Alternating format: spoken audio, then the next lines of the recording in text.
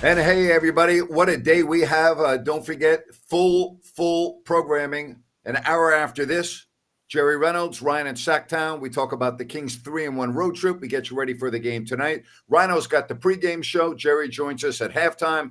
And then we take your phone calls on the postgame show. But right now, we talk football with Sean Salisbury. And it's always great to have you on. But how hard is it to be a Raiders fan? I know you've been a big-time fan of the Raiders, but 1983 is a long time ago. Jim Plunkett, Marcus Allen.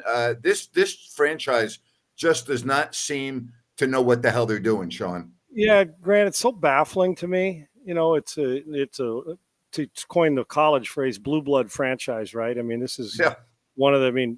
Back in the 70s, winning, and it seems like every decade they were, making a difference, and it's just been so long. And I understand if you miss on a draft pick or two, or miss on a coach, miss on a quarterback. They're miss on everything damn near. And it's not fair to certain coaches. Antonio Pierce still working through this. But I don't know when you vet coaching or players or go through scouting, one thing we do a problem. I'm just talking about the Raiders. I'm talking about in all the league, Grant. You and I both know this, and you know it in basketball and baseball. While it's not an exact science, the term expert is used loosely sometimes in their scouting talent. And it is a unique ability to get the right people that fit what you do and get them to buy in once they're there, and also develop once they get there. I think a lot of times once guys come out of college, I think professional sports franchises at time don't develop like they just put the incumbent. You're getting paid, you develop. But I still think coaching matters at all levels. I do, some more important than others. But it's frustrating to me. I don't want to be so hardened to it, Grant, because I'm on the verge. I'm never going to leave. I am that fan who, whether it's SC, dude, now you're really crushing me. Yeah, you're loyal. Between SC and the Raiders, I can't buy a smooth season recently, right? And I know both the Raiders and SC have been spoiled in the past and had it going through our times, but I'm never leaving, and I'm never going to bash just to make it personal. But just from a football sense and a personnel sense, there's got to be more hits than this. You got to hit on this more than you can. The Raiders, where they are, the fan base, the number of draft picks they've had to develop and be successful, and coaches. Something's wrong, whether it's the personnel, whether Mark Davis needs to be removed a little bit from it. He's the owner, but turn it over to real. I'm not saying he's not a real football guy. You know what I'm talking about. Sure. I feel like the meddling franchises, Cowboys, I feel like those who meddle above the lower part of the meeting rooms and the players, I almost feel like you got too many chefs in the kitchen. You need to be able to put your ego aside. That's why the Cowboys aren't winning. That's why certain franchises just don't. It takes them so long is that you got the wrong guys at times doing the wrong thing. So buy-in matters, and the Raiders buy into whatever that is, have not done it. And they've missed on too many talented that they thought were talent and weren't, or whatever. Devontae, it's supposed to work, it doesn't. This quarterback's supposed to work, doesn't. This guy, it's supposed to work. And at times I think they take too many flyers in the draft on guys that, well, if this one hits, you can't have any fucking ifs if it's a high first-round draft pick. You got to have minimal ifs, and they've just had too many. But I'm not going anywhere because I bleed silver and black. But I can tell you this, man, it is hard to watch because nobody's laughing with you. They're laughing at you, and that's a bothersome thing. Tom Brady now part of the ownership. We'll see if that makes any difference. I got to tell you, the restrictions that the NFL has put on him is so absurd. Like, he criticized an official during his last telecast, which is not allowed under the protocol of being part of an ownership group. To me, either do the damn announcing or don't do it. It's too much to me. It's driving me crazy. Yeah, well, Grant, we ask everybody. You ask the players, your cameraman, if you're a broadcaster, your partner, in the broadcast booth, whatever, teammates to, hey, man, leave it all out there. You got to be – we hire for that kind of money, and I'm not dogging Tom for this. Hell, if the Raiders wanted – I had that kind of money and that kind of pull and could be an owner, and they're going to pay me $375 million to broadcast too, I'm not giving it up. They're creating a space for me. I'm going to do it. But really, don't we ask our bride – and we're critical of guys who mail it in. Tom doesn't. I'm just talking about – but you put a ceiling on him, and he put a ceiling on himself because he actually – with the ownership now, it couldn't have waited a little bit. They could reserve that, knowing that when he was done broadcasting. And in truth, really, Grant, on the Brady side and on the broadcast side, is it really that big a deal if he goes and watches practice? Are we really getting inside information? I totally agree. I think it's so overblown. I totally agree. We're chasing, we're borrowing trouble here. Now, I could understand if he's in the meeting and he's taking secrets, but kind of like the Brady as a broadcaster, I'm not taking sources or secrets to the next team, even if they're playing my Raiders, because you know what? At some point in time, if I dedicate all my time to the Raiders, they're going to change coach. I mean, things change every week. All that. Stupid. It is the what the NFL puts on them. I understand a few things, but the fact that you can't criticize an official, screw you. Yeah. I'm a broadcaster now, even though I owe him. Listen, if the guy misses 8 calls, I can't. It's not like I'm making it personal. It's a bad call. I don't get it, but the restrictions are stupid. But in truth, if there are those restrictions, you can't get the full broadcast out of Brady. You just can't because of the restrictions. So he can't be completely objective knowing. So he can give you 100%, 80% of the 80% he can give, right? So 100% of his 80% is all he can give. He can't go to the extreme of, I got to criticize this. He's got to leave it on the table and leave it up to his partner or the sideline reporter. And I think it's weak all the way around. I don't blame Tom because of where he is. I'd do the same thing if I could, but there's got to be a way to hedge this bet to where he can be critical and complimentary without somebody in some other city saying he's stealing our secrets. Screw you. There's very few teams good enough to steal secrets. And if you're Andy Reid in Kansas City, Andy'd say, not that big a deal because I'll change it for the next week. I mean, just stop it. And it's overblown and it's ridiculous. Sean, you've had a lot of experience with a lot of different teams and different coaches. And I talked about this yesterday about the Kansas City Chiefs. They don't look great to me, but they find a way to win. Good teams find a way to win, right? You know what that's about. Yep. Even at ESPN, 4 downs with John Clayton, you found out a recipe to be better than everybody else, found a way to win. And I look at the Chiefs and I watch them play, and I don't come away going, wow, that's a great football team. But they're the only team that's undefeated. What is it about good teams find ways to win and bad teams find way to lose? Do you believe in that adage? Oh, I say it all the time. And sometimes it's they find ways to win, but there's, somebody a naysayer will come and say, but what? But what? I'm not, Grant, I hit a shot. The only reason you'll get my idea. I was playing in the Live Golf Pro-Am out at Houston Golf Club, and Cam Smith and Jason Kokrak, 2 players on tour, and hanging around Cam Smith with your short game. You think you got a decent short game when you're around him. You're like, boy, am I hosed. And great dudes, right? So we're on the last hole, and I'm like a 9-iron away, but I hit it. My ball flight was a little more here. Instead of dropping it, I'm a high ball hitter, but I hit this one a little more low. And, dude, I stiffed it to like 3 feet for our team. And I look over at Kokrak, and I said, man alive, I said, I can't believe you're frustrated when the ball flight doesn't look the way you want to. Yeah, right. We're sitting there with a tap in, right?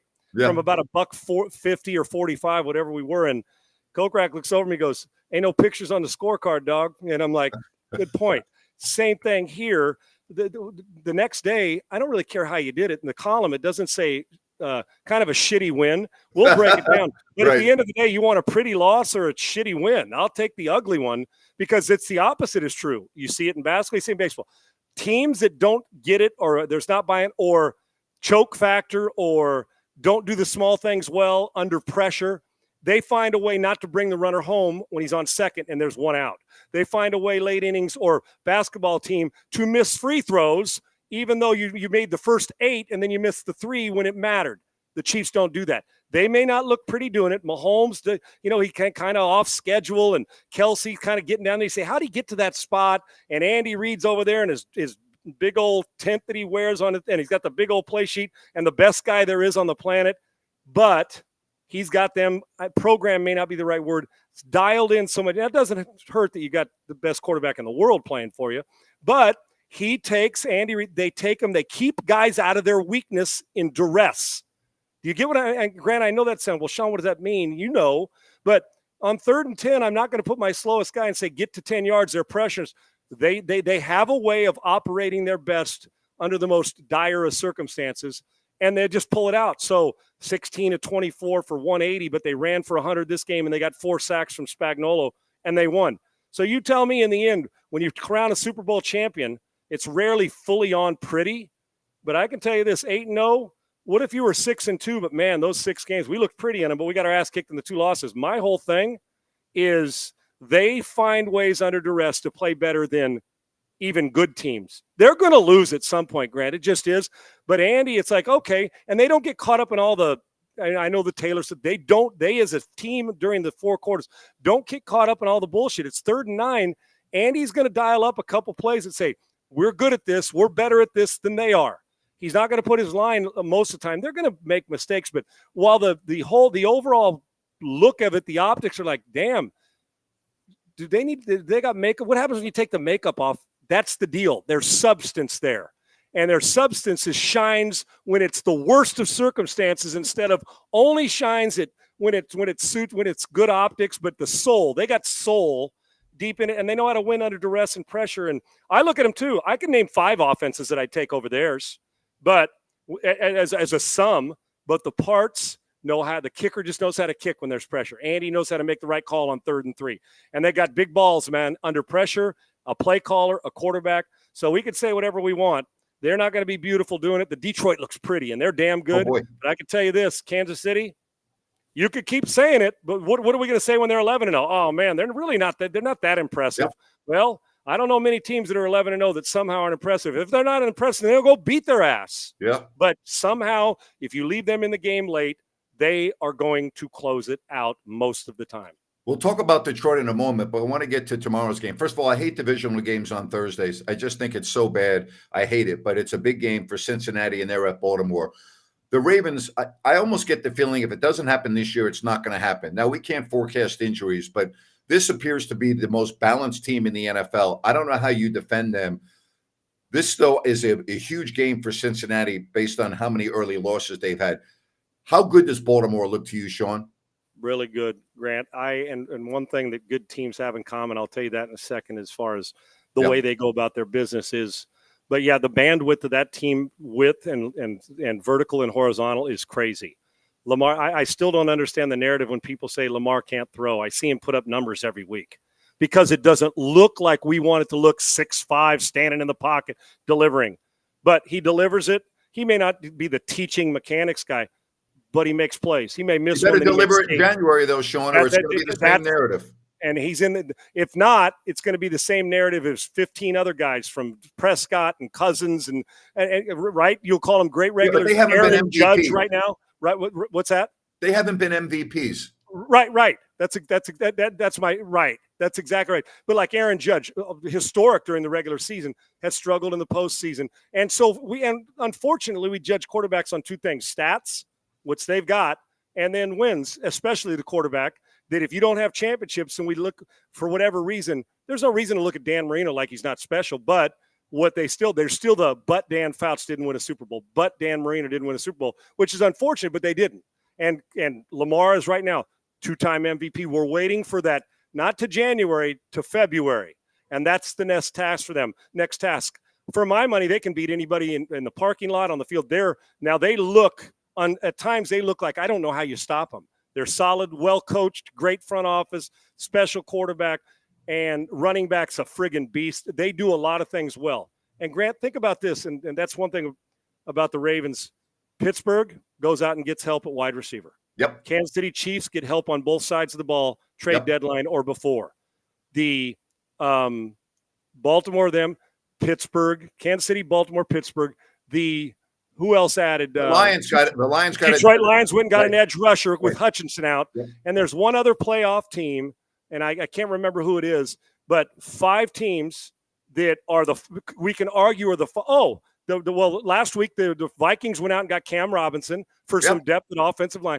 So 5 or 6 teams at the top, instead of sitting there saying we're really good, we can sit on this, they got better. You get Hopkins in Kansas City. They got better, which and a week ago, Cooper to Buffalo and Adams to the Jets. Well, there you go, Amari. That's exactly right.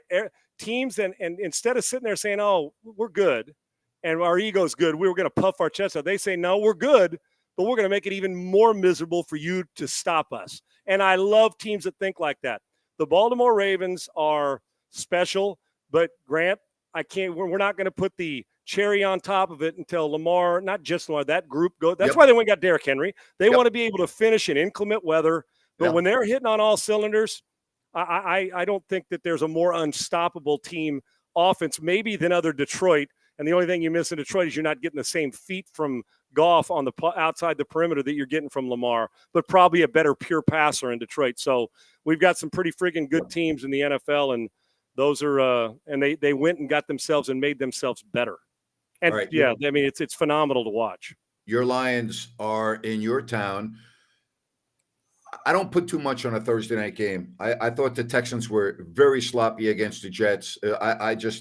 I attribute a lot of that to Thursday. But yeah, but they can't block anybody, Grant. That's been a trend. They can't pass. Now in the run game, they're inconsistent. They're inconsistent. Yes, and they can run the football. Mixon's a friggin' beast. One of the great offseason pickups. The problem is that Bobby Sloak, the offensive coordinator, now you got to start catering the defense. We've seen a trend here. It's not just a one-off. Yep. Every single week they've buttoned up on the penalties a bit, but there's pressure on basic looks. The offensive line's inability to protect the passer, it has a collateral damage effect because then the quarterback starts to think, if I hold it a split second longer, I'm going to take a hit. I don't want to leave the ball on the ground. And then the receivers built in is, do I need to shorten my route? And before you know it, we got Where's Waldo on 5 different players because the front guys, the biggest weakness on this team right now, defense is flying around.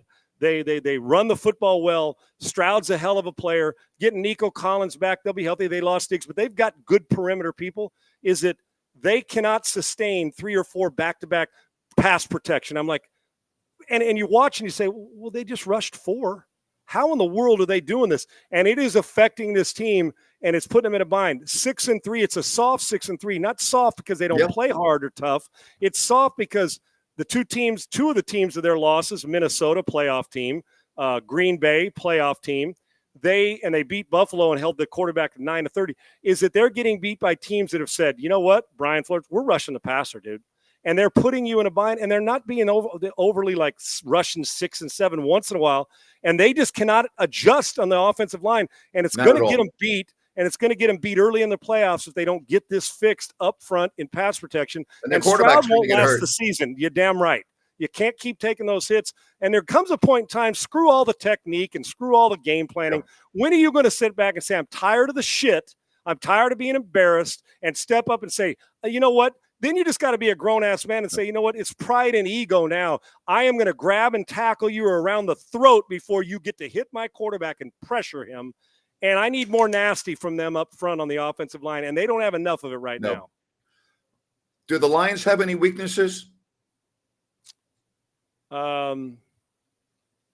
Glaring, absolutely. The one weakness was going to be, and I still think it's a fall off. Hutchinson was on his way to being Defensive Player of the Year. No question. Right? No question. He was having a monster year, validating exactly what. Yep. Coaching staff's phenomenal. They have the bet. They're going to have the most desired coordinator in football to be your head coach once the season ends in Ben Johnson. And he is aggressive, Grant. I'm telling you, he hangs 40 on you. He's trying to score 52. He's trying to put it so far out of reach. He's got some Andy Reid in him. They'll run a bubble screen down inside the 5-yard line. They'll get an offensive lineman out at the wide receiver, motion him into crack back block. You know, they're doing all kinds of stuff, but it's sound.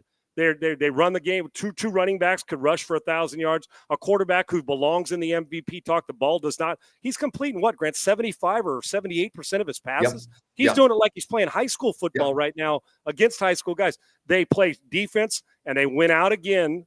They saw a little weakness on their pass rush, so they go out and grab a guy to give them more depth. So if there's anything, it's the fact that Hutchinson's not there. But they close the gap, bringing in a little more depth there. Glaring weakness, no. They're the best team in the NFC. Can they be beat? Yes, but when they're hitting it on it all, they're like the pretty part of the AFC's Baltimore Ravens, and they're physical, and their offensive line may very well be as good, if not the best in football, in both run protection or run blocking and pass pro. All right, we just had a message about Prescott's injury and how bad is it for the Cowboys. The bottom line is the Cowboys aren't very good with Dak Prescott. Their defensive injuries to Lawrence and Parsons really have hurt them big time. Sean, I know I'm in the minority when I say this. I'm not a Dak Prescott guy. I'm just not. The last time he was hurt, he missed 5 games. Cooper Rush looked great. He had a record of 4-1. All right, he looked to me like he belonged. And they limited their offense, Grant. They consolidated it to make it a little more simple on a guy who hadn't had a lot of reps. Okay, but now, listen, I'm not ready to anoint Cooper Rush as the next guy. But I'm just saying, I still think the Cowboys, if they could get their players back on the field, would be okay. Not great, but possibly a playoff team. What do you see? It feels almost like guys realize that talent-wise, Cooper Rush is not Dak Prescott, so they elevate their game, and he doesn't try to overextend and do too much that a $50 million a year guy feels like he has to do. Little less hero play. Does that make sense? Yes. Which makes them more efficient, and it seems like they rally around it. Grant, they don't run it well. They did nothing in the offseason front office-wise to help the team. Prescott is a good quarterback, but he can't win consistently without great talent around him. And you say, well, Sean, isn't that the case with everybody? No. I've watched the great quarterbacks elevate and take Chris Hogan, who is a hell of an athlete and a lacrosse player, and turn him into a big-time wide receiver because Brady does that. The great ones, Marino, Brady, Elway, Manning, they took guys and made them better. And then when they had great players, they ended up in the Hall of Fame. They don't play defense. Their depth on defense without the Parsons Lawrence is not very good. They give up too many big plays. They get pushed around. Offensive lines blah. Their passing game's okay. Mike McCarthy it feels elementary school with their play calling, and leadership is, I don't even know who the face of Jerry is. And they got an owner who wants to be the general manager, and that's never changing until he dies, and that may be 30 years from now. Other than that, the Cowboys are really damn good. Okay. Other than all that, Cowboys are pretty good. No, this is and the truth, Grant, overall, got some good pieces, when Lamb's there, and it's a very average talent-wise team. Yep. It just is. And they did nothing in the offseason to make their team better. Nothing. Period. What was their big signing? Zeke Elliott? Get the hell out. Come on. His run, it's fine and dandy, but let's stop this. So they do not.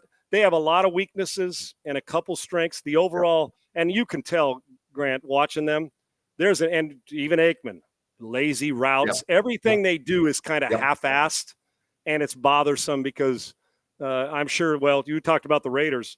Aside from some playoff appearances, Aikman and Emmitt Smith and Michael Irvin, that's when you saw that in the mid-'90s, and that's a hell of a long time. Oh, boy, is it ever. Sean? Have a great rest of the week, buddy. I appreciate you. You too, brother. Let me just say one thing, Grant, because I don't type on this. It doesn't go unnoticed, you guys, the nice compliments or questions you have. I know we can't get to them all, but I really appreciate the compliments and the kindness. I love doing this. And thank you, buddy. And the fans make it happen. Grant, you're the best in the world, man. No doubt about that. Love you, man. I really appreciate you guys. I love you too, brother. Enjoy the rest of the night and go Sacramento Kings, right? There you go. Take care, buddy. Be well. All right. Bye-bye. Bye. It's my favorite segment of the week. No disrespect to Jerry Reynolds, who's coming up at the top of the hour with Rhino. I love Jerry, but Sean Salisbury, absolutely incredible. How are you? How's your day going? You ready for some basketball now? You ready to talk to Jerry and Rhino? Post-game show, pre-game show, halftime show? Yeah, we've got you covered. That's right, because coming up in 35 minutes. Tomorrow in 35 minutes. Jerry, Rhino in Sacktown. We talk about the Kings 3-1 road trip. We talk about the game tonight against the Toronto Raptors, a team that the Kings lost to on Saturday. So we've got it all coming up for you on this very busy day. Hope you are enjoying your day, and we'll talk to you soon right here on If You Don't Like That.